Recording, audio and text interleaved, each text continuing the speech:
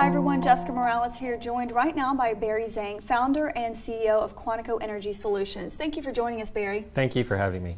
You're very welcome. We want to start off by talking to you a little bit about data analytics. We hear a lot about that these days. You specialize in bringing data to oil fields. What role does the data analytics play in oil and gas production? It's a tremendous opportunity right now.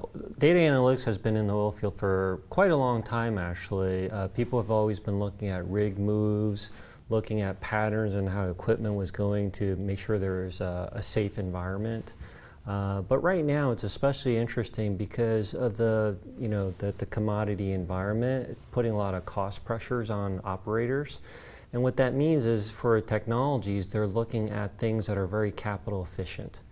And so when you talk about data analytics, that means that things like, well, how do I understand the reservoir better but not spend so much money running tools, sensors downhole, fewer people at the rig site? And that's where data analytics steps in, right? So for example, data analytics, some of the advanced companies, they can provide you a well log without running a wireline tool. And wireline trucks don't show up, no crews are there. That's very capital efficient. Other ways data analytics coming into play is in the subsurface where people are looking at where do I put my well for optimal production. And those things are very fairly accurate now with the advanced artificial intelligence, and it's very streamlined in terms of how many people it takes to do that versus traditionally where you might have different functional expertise across G&G that are working in their own big software packages.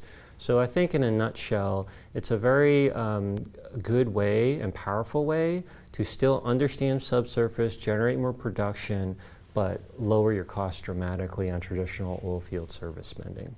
And really, how do producers make big data work for them, if you can go into that as well? There's a couple of examples, and they're quite powerful now. So one of the big areas that producers are looking at is, where do I put my well? What's the well spacing? What type of completion and stimulation parameters should I use? And traditionally, there's been physics-based modeling and simulation softwares. They've looked at offset data from other operators and what were practices. But I think more and more they're seeing that the artificial intelligence, it can be predictive. And so you don't necessarily just look at simple correlations on two axes of what type of proppant and fluid. The AI can tell you what is the ideal fluid. And I think one of the issues in the oil field is the physics-based models, it can only get you to a certain point.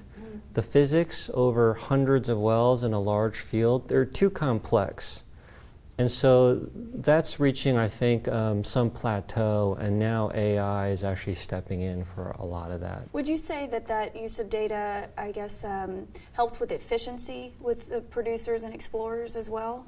Absolutely. So for example, several producers, they are looking to figure out how best to stimulate their well.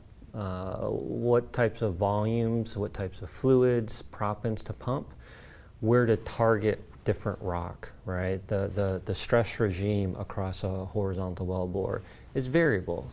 And so traditionally, for example, to do that, you would have to run a tool, and each run would have cost about $150,000. It would have involved rig time and personnel. It would involve putting a nuclear source in that well, which is risky if it gets stuck.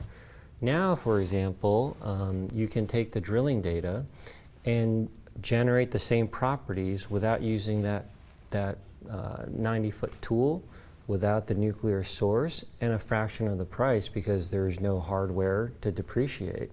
And there's no trucks to purchase, right? So that's one example. Other efficiencies coming into play are in things like in artificial lift, where there's advanced management of the strokes and the pumps on those jack pumps. And there's various aspects of drilling automation, where if you can drill your well 20% faster, that ultimately shrinks your cost. So there's big examples of that coming into play into the upstream now.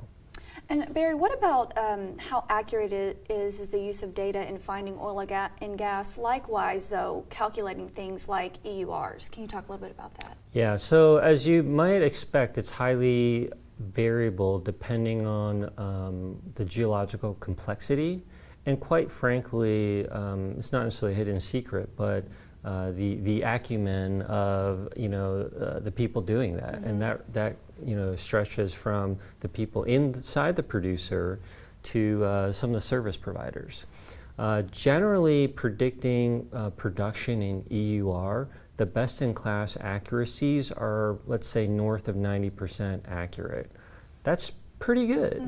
Especially if it's a fairly automated process that doesn't involve a lot of data collection and modeling and all these kind of things. But that's also highly variable, and I think one of the hidden secrets of especially artificial intelligence that people don't really talk about is a lot of producers, they don't have the big data that it requires to do a very proper AI project, and that's where I think the service providers need to help them. Do you think there are risks or concerns, I guess, with relying on data analytics? And if so, really, how can that be minimalized? Well, absolutely. There are risks to doing data analytics where there's not a good roadmap, right? So one of the very big challenges in upstream is understanding. Well, when I might have a general sense that data analytics or AI can help my organization. But understanding how do I find the applications that have immediate short-term cost savings or production increase, but some kind of tangible value. I think there's a tendency sometimes, it's not always true, but to let's test the waters, let's put a couple of people on it, let's let them find what the proper applications are. That could generally kind of morph into much larger costs, resources for that effort without undefined measurable goals. Well, we appreciate your time, Barry. Thank you. Thank you. You're very welcome. And for Heart Energy, I'm Jessica Morales.